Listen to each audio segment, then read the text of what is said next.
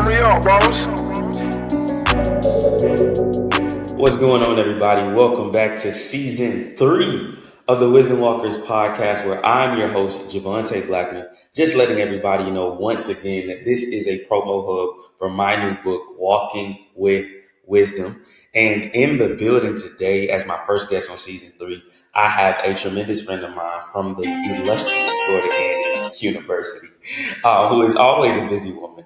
But Miss Kyra Freeman is in the building. Hey, Kyra. Hi, thank you for having me. Of Of course, course. my alarm would go off as you introduced me. Listen, that just means that you're up and ready to win. That's not a problem. So, just a little backstory from me, from our guest, and I'll let her formally introduce herself. I met Kyra at FAMU in our microbiology class. We had our lab together with I forget his name. He was an Ethiopian professor.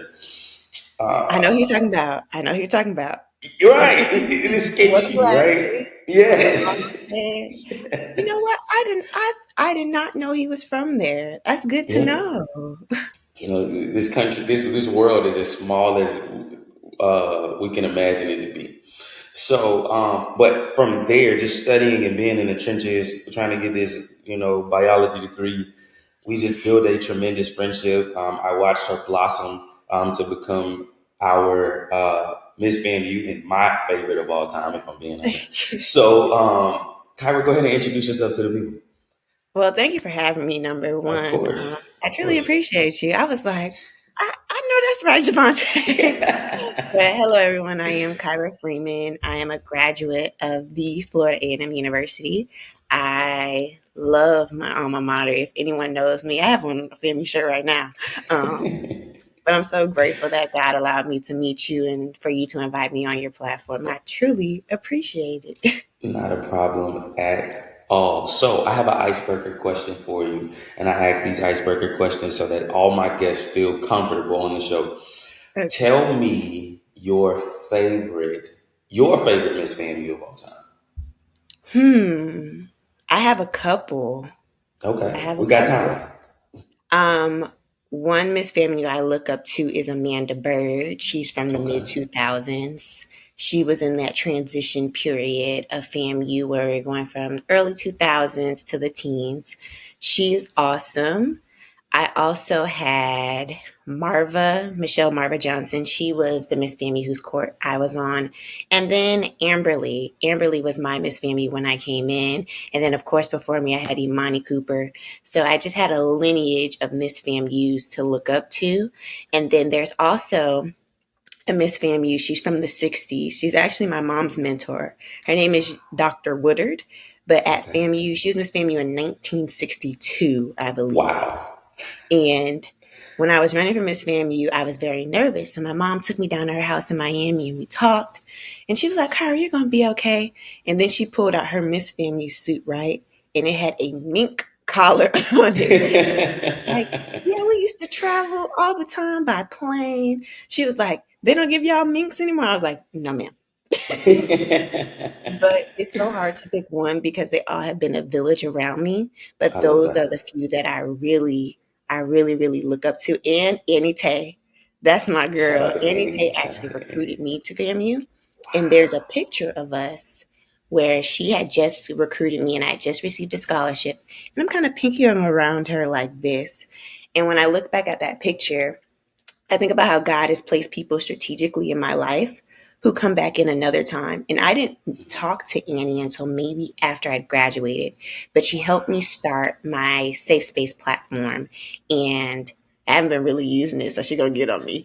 But she mentored me outside of being Miss FAMU, and she helped me transition to what are you outside of a family student and family leader. So I'll always be grateful for her for that.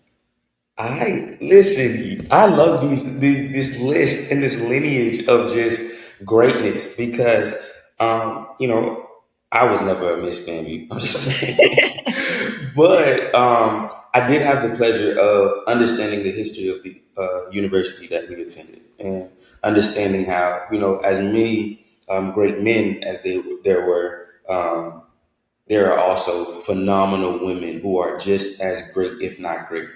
And I was always amazed at how the number of Miss FAMUs far outweighed the number of Mr. FAMUs. I think at one point it was like 116 to 11. And I was just like, wow, that's, but it speaks to just the power of being a family woman. I tell people all the time, my wife gonna be for family. I don't know who Mhm. she is yet. I don't know what she got going on, but baby, just know you're a rattler. Okay, so, And I'll be at the but wedding in the background clapping. absolutely, absolutely. So I have a couple of questions for you.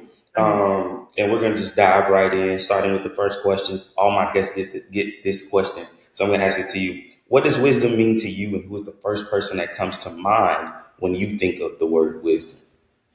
Mm.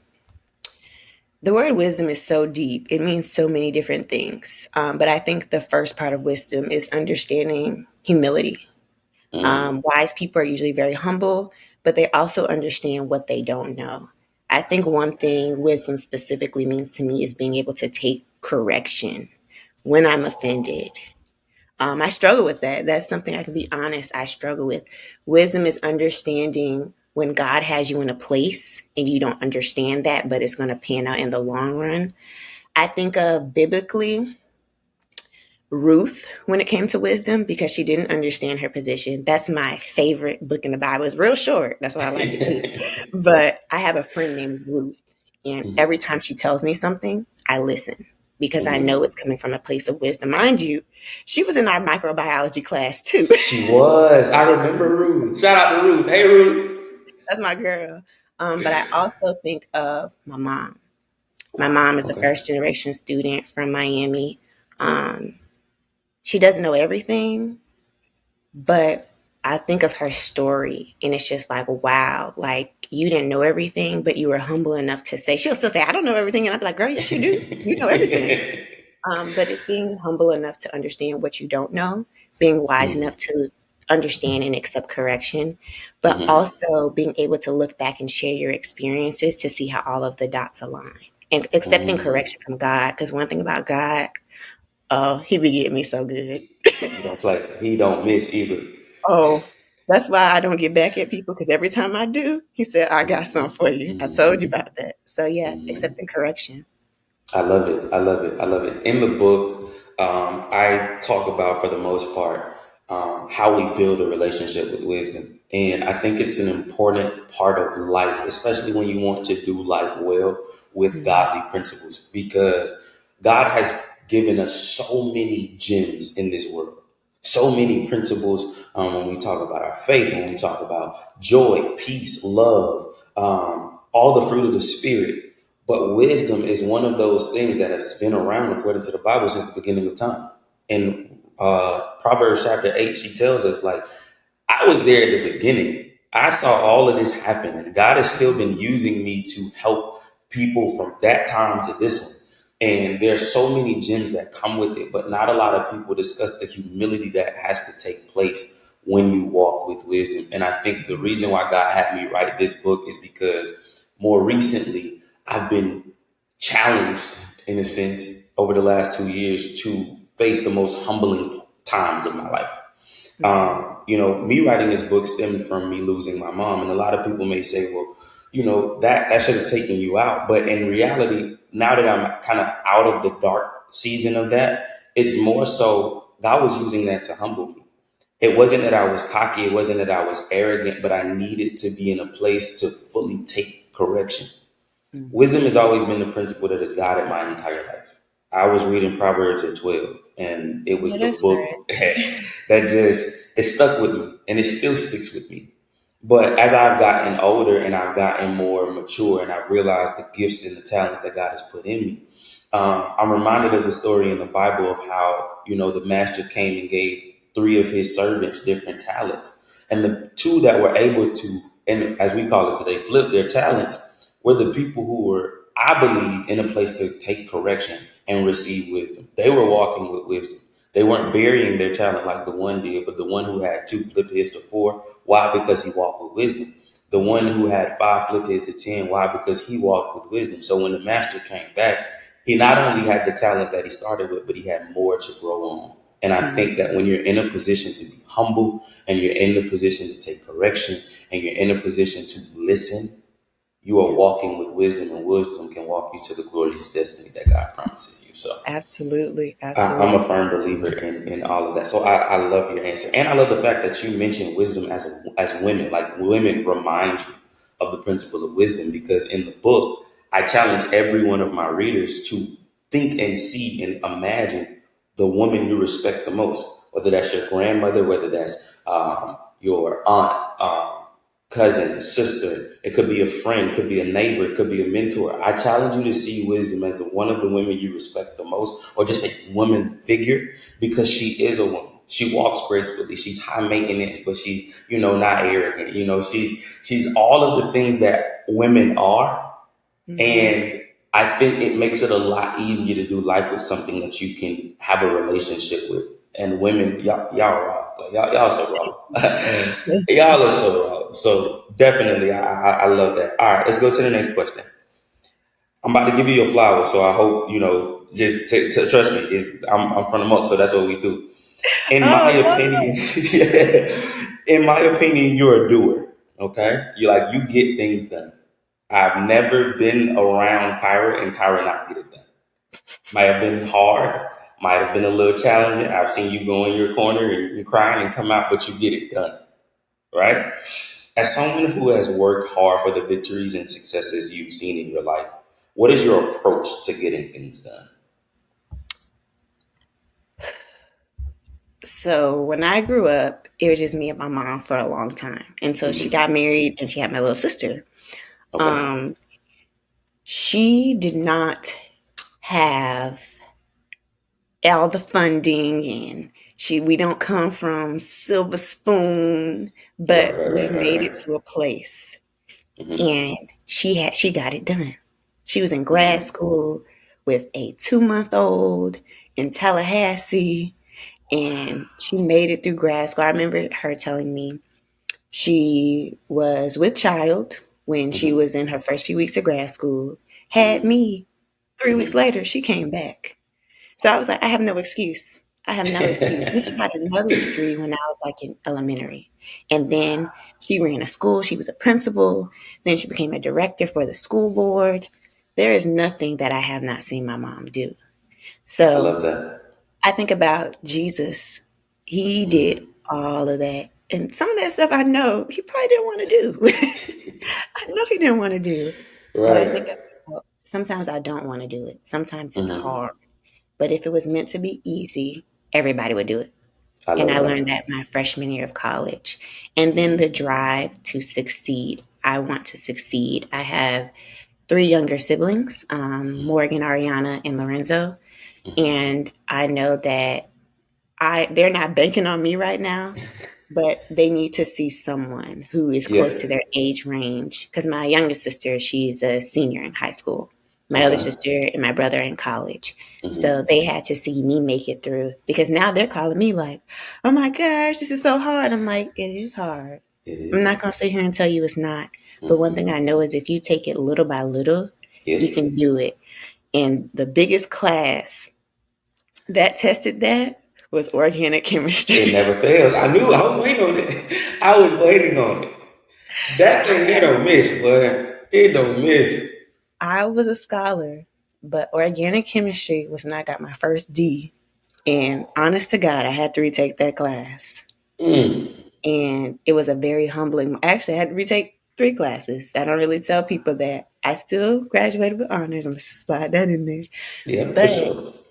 I had to retake that class. Mm-hmm. And I just knew I passed. I was like, oh, I Mm-hmm. passed.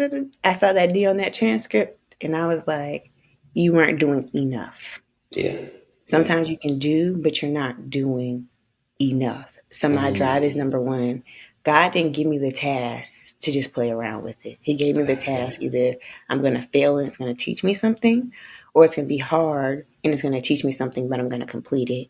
I I had love people it. looking up to me, and the women who came before me, specifically my mom, they made Mm-hmm. it do with minimal materials. I Mm-hmm. have the world at my hands right now, so I can make Mm-hmm. it happen. I love it. Oh, I love this. This is good. So, Kyra, one of the reasons why I jumped at the opportunity to have you on my show, specifically for this season as the first episode for this season, because I too resonate with the get it done mentality. I truly believe that when you are just put in a position to be used by God as an example, Mm-hmm. you have to take the road that nobody else has traveled before. And it's hard, it's difficult. You cry, you fail, you get scraped, you get scars. But I just believe that when it's all said and done, God is He's gonna fulfill the promise attached to your life. It has to get done. And I'm one of those people, I say this all the time. You can ask God for what you want and he'll determine how it gets done. Or God can tell you what he wants you to do and Mm-hmm. you figure out how to get it done. Absolutely. And Absolutely. so I love that balance that God gives us in all of the things that he has for us to accomplish. But there comes a time where neither is easy. If I choose what I want, God gonna tell me what to do, and that's gonna be hard. Mm-hmm. If God tells me what to do and I have to figure it out, well, I have to lean out on my own understanding and all my ways, acknowledge him and allow him to direct my path. But that's Mm-hmm. hard. Mm-hmm. It comes with its failures. It comes with its bumps in the roads. It comes with its headaches and heartaches and heartbreaks. It comes with expecting a certain outcome and it not happening that way. It comes with resets and setbacks. But nonetheless, I'm reminded of Romans 8:28, which says, in all things God works. And the King James Version says, all things work together for the good of Absolutely. those who love the Lord and are called according to his purpose. And it just reminds me that it has to get done. And I have one sibling, but I have a bunch of other siblings, if that makes sense. So I grew up with a bunch Mm-hmm. of cousins who are like my siblings, and they get mad when I talk about like my favorite cousin versus them. So we not gonna get into that in this episode. But I never saw them as cousins. I always saw them as siblings. And I Mm-hmm. have a younger cousin who just recently graduated from high school, and she reminds me so much of you, but I don't know what you looked like coming out of high school. Ooh. But she's poised and she's certain and she's full of just life and assurance. Like she knows God has placed her on the earth to do something great.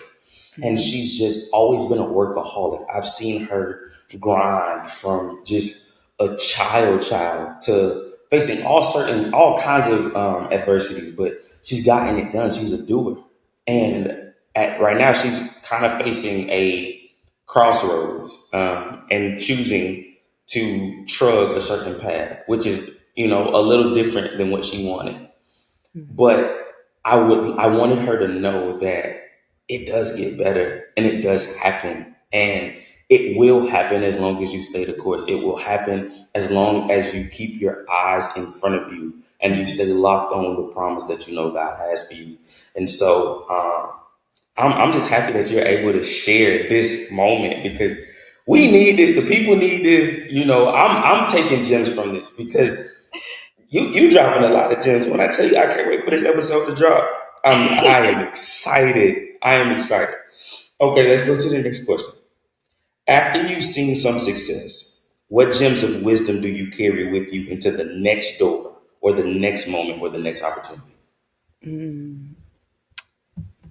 First things first, I Hmm. need to thank God. And I can't sit here and say I've always done that into the next season. But I that's love something I that. thank God for where you're at. Thank God for where you're at. Because you could be where you used to be.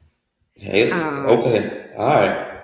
could be where you used to be. Yeah, And then okay. two, not having to learn the same lesson over and over that I had to learn in the previous season.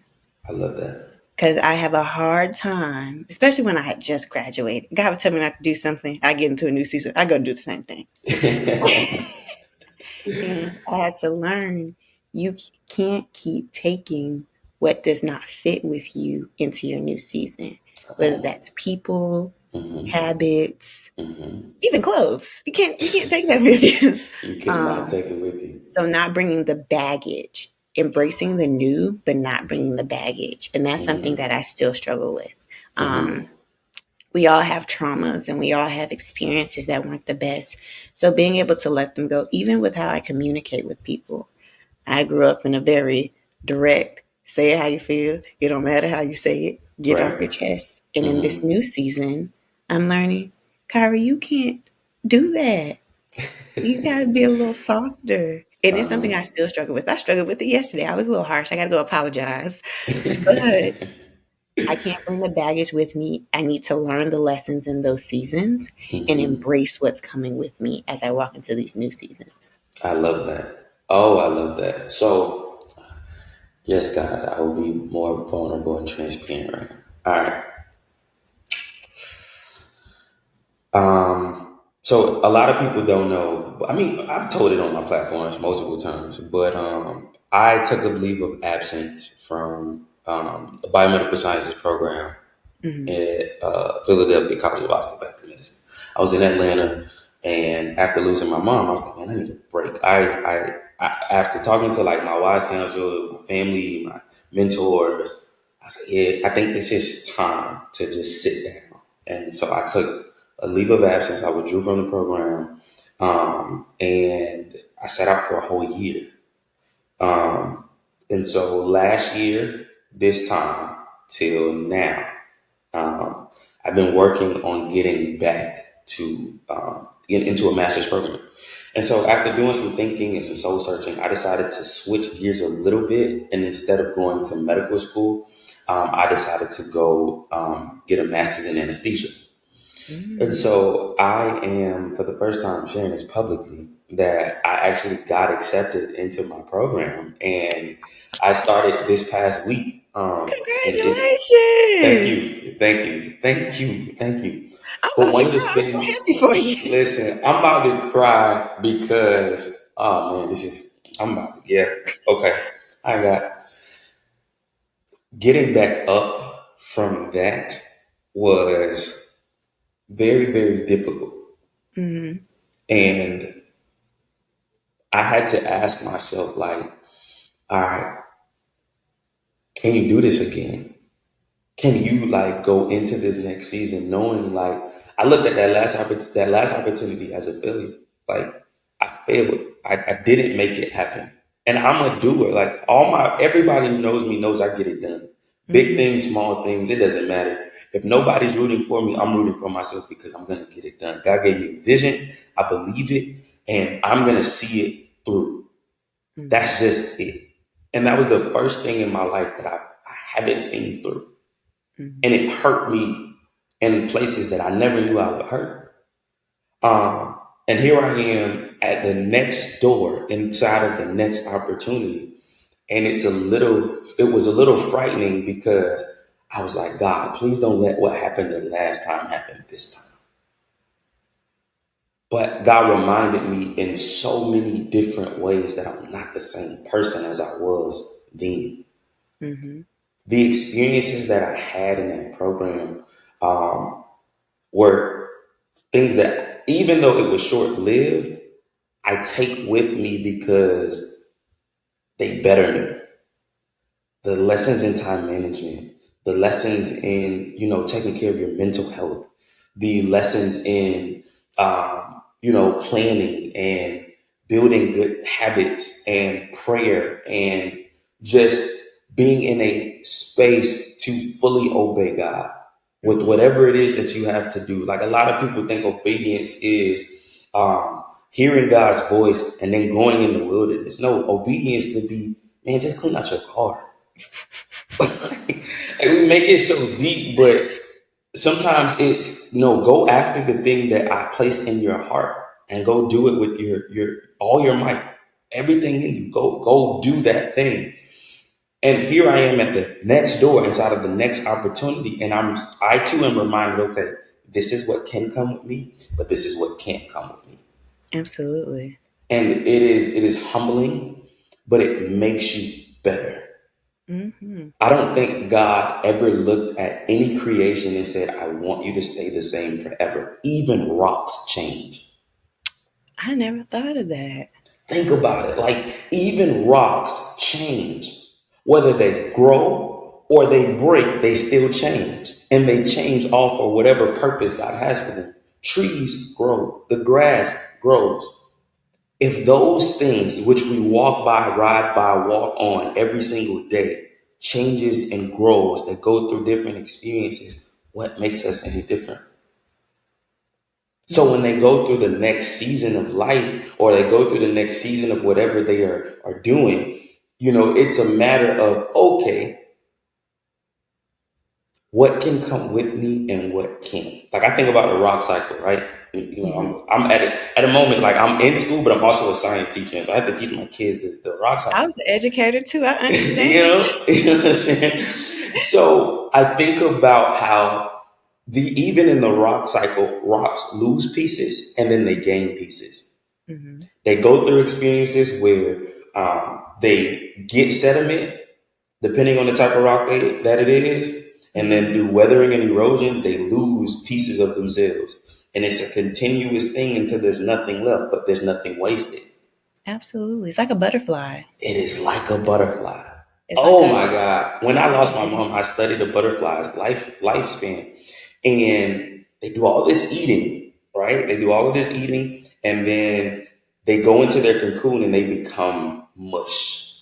Mhm. And little enzymes break them down. And nobody wants to be bored with the science, but I'm a geek, so I'm a nerd. So they have these enzymes that break them down to Mhm. mush, and they're unrecognizable. They are a liquid inside of this cocoon.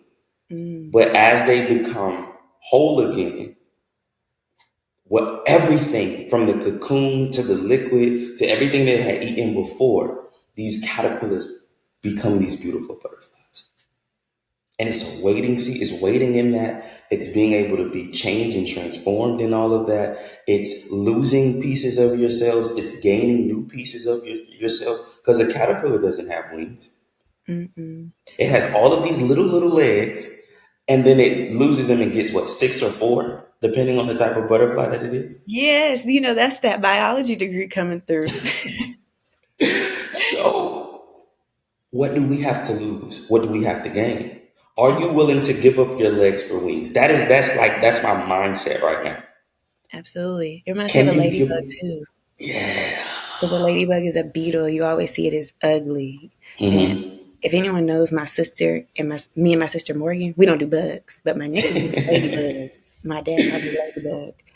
And when you see a ladybug without its spot, you're like, ugh, get that away from me. It's a roach. Mm-hmm. But then when you Mm-hmm. see it with its spots and its beautiful red color, some are yellow, you're like, oh, that's so cute. That's so beautiful. Mm-hmm. But Mm-hmm. before we go through that process, we like the little ugly ladybug. And I don't like to use the word ugly, Mm-hmm. but the harsh looking one. And Yeah, for once sure. you get your spots, those things that God puts you through, you Mm-hmm. become beautiful inside and out. I love it. Oh, I love it. I am I'm enjoying this episode. All right, let's go to the next question. When winning, because you are a winner, right? And I've seen you win in multiple seasons, so I could say that you are a winner. Winners, real recognize real, winners recognize winners. So when winning, how do you remain present and grateful for what's in front of Sometimes I haven't. you? So Mm. sometimes I haven't. I'll give you a little backstory. So when I graduated Mm-hmm. during COVID. It was a very weird space because by the time senior year, I was like, I don't want to go to medical school. I don't want to do that. But I had to put on this front, like, I'm going to do something. So I actually realized I want to be a therapist. Okay. So I submitted one application to North Carolina Mm-hmm. A&T. Go Aggies. Shout out to the And Aggies. I went to North Carolina. Mind you, never saw my apartment. Just said, oh, I like this one. Picked it out. And it was nice. Got into the program, had a job, and I was so unhappy. And I couldn't see that God was putting me in the position to win because all I saw was what I did not have. I don't I don't have this. And then I started booming. We started getting that extra bonus money. I'm like, oh, I'm rich. Da, da, da, da. And then I moved to Atlanta. Mm-hmm. And then in Atlanta, I was working at a university. I was an adjunct instructor, and then I didn't like it, but I was still winning. I wasn't present that this is what you asked God for, Kyra. And actually, to my boyfriend pointed out, he was like, "You're the only person that I know pray for something and get everything you want." And then I got an opportunity at another university to where I was Mm-hmm. over Greek life, helping the royal court, all these things. And then God transitioned me into where I came back to Florida and I was looking for an apartment. And when I first, I'm not a spoiled brat, I promise. I promise I'm not a spoiled brat. But I walked into my apartment, I was like, I don't like it. And he was like, but you're winning. You have something that you did not have before. Because when I moved to Atlanta, my parents just told me, well, stay with us for a year. And the economy was bad. So I was like, okay. And I was like, I can't wait to get up out of here. I want my own place. But I didn't realize I was winning. So now what I do, within the last few weeks, I've been journaling and asking God to, keep me grounded, but Mm-hmm. also showing gratitude for the small things. And actually, Mm-hmm. I got injured last Monday, and I need to get stitches. And it showed me to be grateful for the small things because right now I got a little limp in my leg. So acknowledging the small wins is Mm-hmm. how I do that, but also thinking this is what you prayed for. God can Right. take it away at any moment. Even when I get a cold, I'm like, I can't breathe. Being grateful for what I do have because there's a chance that I may not have it tomorrow. I So, love it. I love it. I love it. I have a friend who I've shouted out multiple times on the podcast. She always says, "Man, I'm just happy to be here. I'm literally. just I'm just happy to be here." And over the course of my life, I want to say, like, especially within the last 2 years, for sure, I've just adopted the mentality that all wins are in. So, Mm. big wins, small wins, all wins in. And no matter what I am doing, if I accomplish a small goal, a big goal, medium size, whatever you want to call it, I spend 5 to 10 seconds physically clapping for myself. Oh, I might have to pick that up. I it was big, and you want to know why I started it? I was looking outwardly for applause from the people who were closest to me, Mhm. and I realized it's not their job to clap for me. And Mhm. I've read this book called The Four Agreements, and one of the agreements is to not take anything personal. And I struggle with that to this day. It's still hard, but the thing I'm reminded of in the book, the author Don Miguel Ruiz, he says, whether people love you or they hate you has nothing to do with you. It's a reflection of how they see themselves in your life. So Mm. even if somebody says, I love you, I'm proud of you, it has nothing to do with you. It has everything to do with them. So why would you take anything they do or don't do personally? And through trial and error and, expecting certain things and certain applause from other people, I just was reminded, man, sometimes you gotta just clap for yourself. And in clapping for yourself, you remain present. You Mm. appreciate that moment and you say, you know what? I prayed for this. I was obedient in receiving this. And God gave me exactly what I asked for. Doesn't Absolutely. mean that I'm not expecting more or greater, but I got what I asked for. Absolutely. I grew up, Pentecostal a little bit. So there's this song that I'm reminded of in church that says, got just what I wanted. Got just what I wanted. Got just what I wanted from the Lord. And I'm just reminded of, like, sometimes you just gotta stay present and remind yourself, like, nah, I got what I wanted from God. It may Mhm. not look like how I thought it would look, Mhm. but I got it. Mhm. And if I just pause 5 to 10 seconds and Mhm. truly think on what I have in front of me, do I really have anything to be upset about? No. No. Usually no. It's our perception too. Perception. Percep Ooh. well, perception, the phrase perception is reality. I never understood what it meant until I was having a conversation with someone. I was like, but you did this. And they were like, Kyra, I didn't even do that. And I was like, well, I thought you did. So that's my reality. Right. But Mm-hmm. when I became a counselor in mental health, I realized perception is not reality. It is not It real. is not real because one thing that I struggle with going back to Miss FAMU is when people would love me and then say they didn't like me. And I was like, well, I didn't even do anything. You didn't even see the real me. Right. You don't know And me. my friend Ruth, we were laughing about this yesterday, actually, eating. And I thought about it when it's like, I'll never forget my advisor said, people raise you high to drop you low. And I Yep. was like, but I didn't even do anything. And my friend DeCarlo said one day, I'll never forget it, but somebody think about me ain't got nothing to do with me. He said it just like Ain't got that. nothing to do with me. And once I started adopting that, it got a little bit easier, but it's something I still Mm-hmm. struggle with today because there are Listen. people who have been mean to me Mm-hmm. or have targeted me, and I haven't done Mm-hmm. anything. It's been Yeah. jobs, personal, Mm-hmm. Mm-hmm. social media, and I'm not Mm-hmm. perfect. I've fallen short. Oh, every day I fall short. Every hour We all probably. do. We all Um, do. but I'm coming to realize they did the same thing to Jesus, and he was perfect in every single way aspect. He did nothing wrong He ever. didn't. So who am He I to think, didn't. oh, because I try to do good, it won't happen Mm-hmm. again. Mm-hmm. Mm-hmm. You know, in the book, there's a whole chapter that I talk about how perspective is wisdom's best friend. And I, as I write or as I wrote the book, I had these visions, kind of like cartoon images of, what it would be like if I met wisdom, how I met her. And I talk about how I met her through perspective. I met her through her best friend. Her best friend introduced me to wisdom.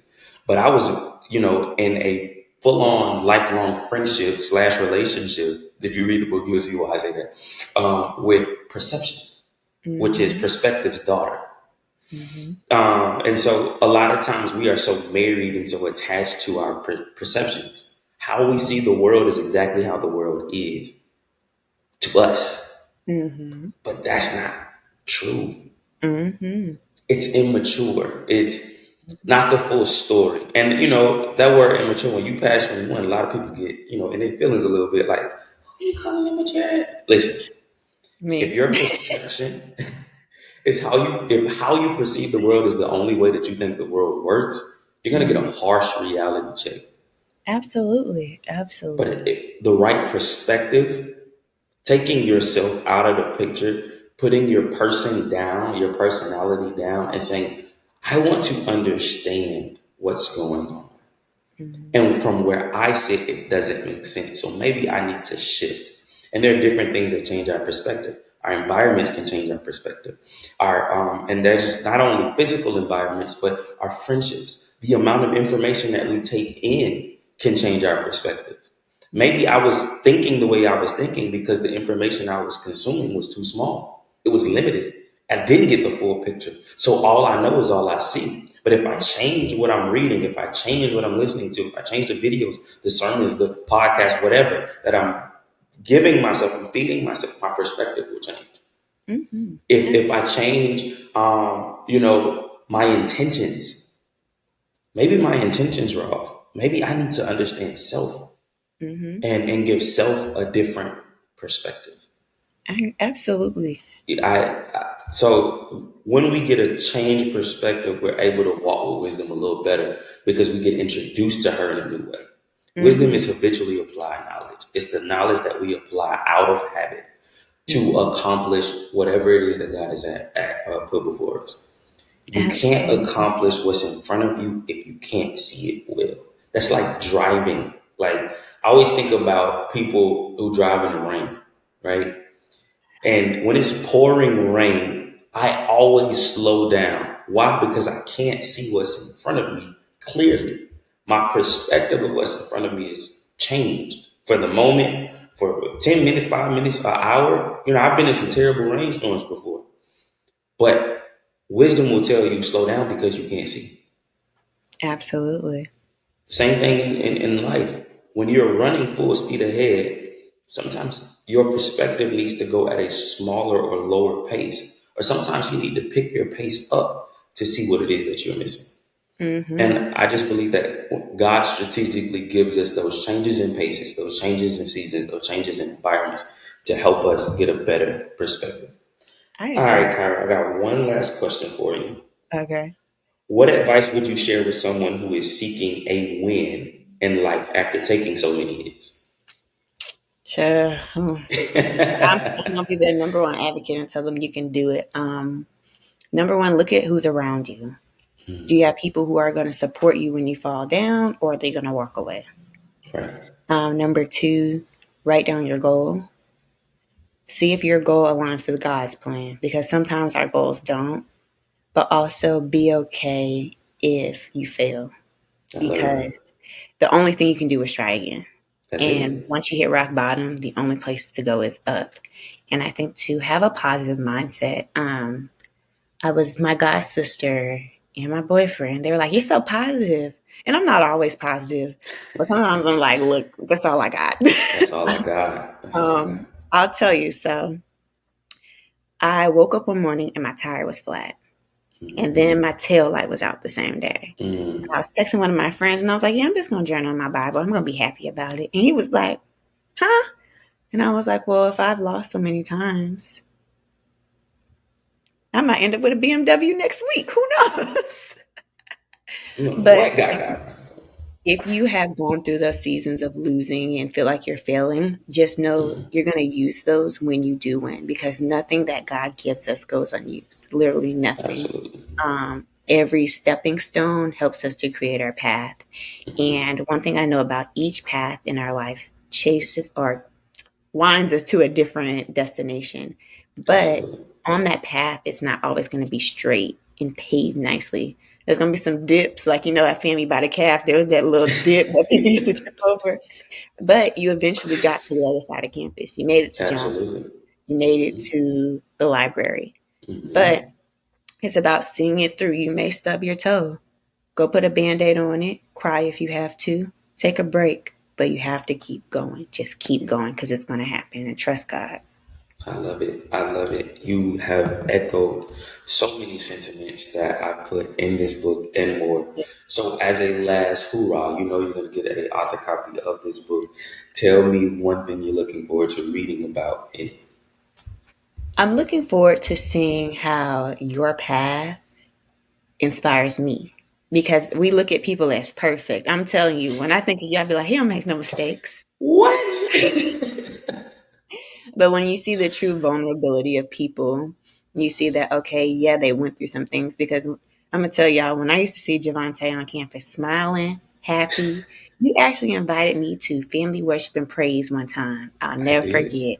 I And I was did. like, how could you? He's so awesome. Like, he's so So it also shows that vulnerable side of you that you don't get to see unless you literally write it down. Because Absolutely. stories and word of mouth are awesome, but a book is like, whoa, we're the same person. Yeah. So Yeah. yes. Yeah. Listen, every time I say yes to God to create whatever it is He wants me to do, He asks me to be a little bit more naked and a little bit more vulnerable. Hmm. I'm gonna tell you just flat out, the perfection. No, no. I am so flawed, but it's humbling to hear that because I never asked God to be perfect. I stopped trying to be perfect a long time ago. I asked God, I just want to be a good man. Mm, That's it. But in being a good man, there's a process to becoming good. And now my prayer is, all right, God, I just don't want to be a good man. I want to be a great man. And hmm so the stakes and the mistakes and the traumas and the falls and all of the things are going to be greater. And in this book, I share some truths about my journey, especially over the last 2, 3 years, that don't just, it's not what people see on social media, or not what people don't remember from FAMU, or what people don't see in my day to day life. I'm not hiding it, I'm wearing it. hmm I am wearing what I've been through well because it doesn't own me. God owns me. It hmm doesn't define me. God has defined me. hmm And I'm just excited to share. I share more than just, all right, I lost my mom. No, I share relational truths. I share friendship truths. I share, my failures from school and things that I went through and all of those things and the lessons that I learned. Because people need to see the side of you that you don't wear. They need to see when Superman gets cut by kryptonite. Because all we see is the S on the chest. And, I'm reminded, like, all right, I'm somebody's example, but I'm not perfect. And I gain more respect when I show my humanity than if I pretend I don't have it. Absolutely. And I think that's something that we don't see a lot, especially with Instagram and mostly Instagram. I'm a TikTok person or I Twitter. get it. Yeah, you only see a clip of something. Yeah, absolutely. And I don't hide anything that I do or I am from Instagram. Like, who I post is who I am. But it's only one side of me. It's only one part of me. It's only, the surface. I'm deeper than any of Multifaceted. those. Yeah, I am multifaceted. I love that word. That's like my favorite word. And I'm reminded that I have such, gifts of gifts, but I also have, some experiences and some things that I've been through and I'm still going through. It ain't always pretty. And it's humbling to hear, like, all right, people see you in this space and you're not pretending. So it's like, okay, God, what are you doing in me that is causing people to see the light that you put in me? And please don't take that light away. I could care less if they like me. As long as you keep using me, I don't care. I know But that's wisdom. see that's my life story. That's my life story. Well, that concludes our episode today, Kyra. You have been more than just amazing. Like, I've Thank you learned for so having much from this episode. me. Thank you. You are more than welcome. Well, guys, I am so excited that you're still rocking with the podcast. I hope that seasons 1 and 2 have blessed you in some capacity. We're going to continue to grow this thing.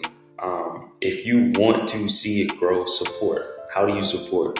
Share a video, like, comment, subscribe to the YouTube channel. I think at this point we've gained like 40 subscribers in less than a year, and I didn't do this for anything but to say yes to God. So the fact that y'all are rocking with it is amazing. But guess how many more people could be blessed if you just, hey, let me send you this. I'm not doing it for the likes. I'm gonna be real with y'all. I ain't even signed up to get paid from YouTube yet. It's not that deep for me. This is because God said do this, and I said yes. Absolutely. So I just want to help people, get proper perspective, win with wisdom, and do all the things that He has asked us to do. And I'm just using this platform to do it. So once again, like, comment, share, subscribe, do what you do. I don't care where you share. You share it at your school, on Instagram, Facebook, Twitter, X, as it's called, Threads, if you will. Whatever you want to do, man. But get the message out to the people, because I truly believe that all my guests drop gems that are blessing the people, man. And I'm excited for it. Until next time, I love you guys. I'm super, super happy. Go get my book. Go get it. Like, everything that I'm talking about on this platform, I've lived and I put in this book. And if you like to do the work and want to guarantee some winning, go get the journal that goes with it. A Walk with Wisdom is a 30-day journal that will not heal you in 30 days, but will definitely give you a 30-day head start towards healing. All right. All my books are available on Amazon. You can type in the title, you can type in my name, and all of them will be there. I love you guys. Thank you, Kyra. Thank you again. And until next time, peace out, guys.